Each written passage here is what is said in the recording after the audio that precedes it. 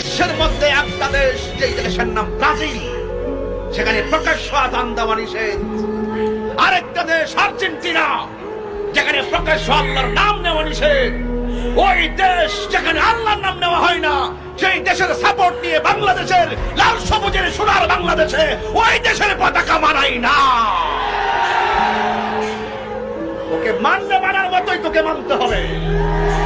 এই যুবক amazing figure and fighter, look at me, there is no god but Allah, Muhammad is the messenger of Allah. তোমাকে মানার মতোই মানতে হবে।